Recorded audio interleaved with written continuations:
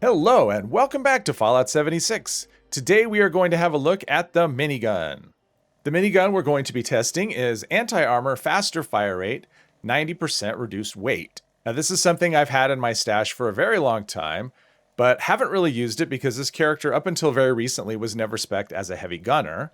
And also that 90% reduced weight didn't used to apply to mods. So anytime I tried to mod the weapon at all, the weight would just shoot way up. So it's basically been sitting in my stash for probably close to 3 years collecting dust. But we do have this modded with an accelerated barrel, a gunner sight, and this cool bat paint job. And also you notice, no shredder. I am going to test this as a gun and not as a melee weapon. So the minigun is a spin-up weapon. You can see the damage isn't very high, it's 45, but it has an extremely high fire rate of 255. Obviously this is faster than a normal one because I do have the faster fire rate. We do have armor penetration from the legendary effect, as well as from stabilized. Now, I'm not really going to go over the build. It's basically just a heavy gunner build, nothing fancy. If you want to have a closer look at it, you can hit the pause button right now. Now, generally, I'm not a big fan of spin-up weapons, so let's just see how this does. See, it doesn't kill things, well, I don't know. I guess that's relatively quickly. The nice thing is it does hold a lot of ammo, 500 rounds. And yeah, that spin-up time just isn't for me. Now let's see, that was hip firing, now I'm aiming. It does chew through things relatively easily so far. There we go. Oh, nice. Oh, there's a dog. Yeah, minigun is very, I mean, it's definitely not the most powerful of all the heavy guns, but I do find it highly entertaining. Just the fast fire rate, the sound of it, the look of it. I mean, it is kind of an iconic weapon for Fallout. Here we go, boink. So, that high fire rate, I mean, you do have the delay because it is a spin-up weapon, but once it gets going, it chews through things pretty well. And of course, being in power armor means that even if you are under fire when it is spinning up, you can take a punch. But most of the time, it has a decent range, I mean, it's just, oops. Doesn't have the fastest reload in the world, but I'm using lock and load, which helps speed things up a bit. But yeah, super mutants are not a problem.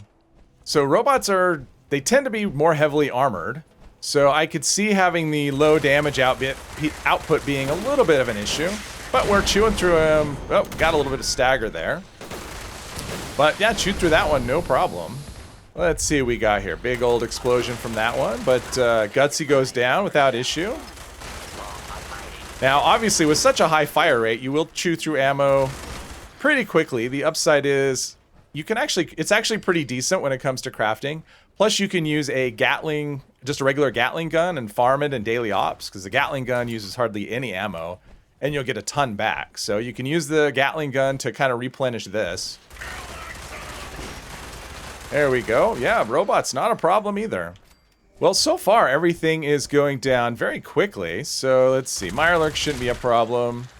Mirelurk Kings, on the other hand, I don't know. Although this one's level 60, and there seems to be quite a big difference between level 60 and level 75. Also, we are using one-gun army, which does have a chance to stagger enemies. And with so many shots being fired, seems like that chance should be pretty high. Now, I did see another king somewhere. I hear him. All right, that's 75, so that should be a little bit, but you can see we're crippling him, we're staggering him. Okay, so yeah, this actually pairs really nicely with one-gun army, it looks like. Just because it is a per-shot chance, and we're firing a lot of shots.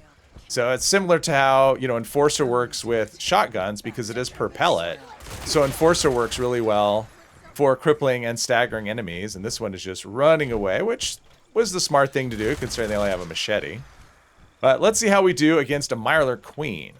So let's see if we can get the Mirelurk Queen and get it staggered and maybe actually crippled. I can try and shoot the legs and try. Yeah, it's not working. A shotgun, it would have tipped over already. But yeah, it's chewing right through the Mirelurk Queen. Just the high fire rate is, even with a blocker. Wow, okay. So far, this feels like easy mode, honestly, for most enemies. So Scorch Beast was not originally part of my plan, but everything went so well, I decided, let's see how it goes. I don't have this prime, so these are just regular rounds. But I'm thinking they might have to land, just because, yeah, because that one-gun army. So once they land, of course, you know, of course I get staggered by a Scorch because I'm just in a giant suit of metal armor. So that makes total sense, but yeah, Scorch Beast goes down very quickly, very easily. This, yeah, this gun, because of the high fire rate and the high ammo capacity, it actually is pretty free of drama. Now, given how easily we've killed everything else, I would expect this one to go rather quickly as well. He doesn't want to wake up. Probably had a rough night. Well, he's going to have a rough day. Here we go. I'm assuming. Yeah, we'll be he'll be dead before he gets a swing in. Wow. All right, that was easy too. So miniguns tend to get a bad rap as being underpowered, but so far I'm not really seeing it. Now, probably against a boss, you'd want to use a different weapon, or at least if you're trying to solo a boss, you'd probably want a different weapon. But against everything else, this thing just chews through everything. Overall, I really like this a lot, and I think I'm going to add it into my rotation. Hopefully you enjoyed this video. If you did, please hit one of the buttons down below, and I hope you'll join me in the next one. Thank you very much.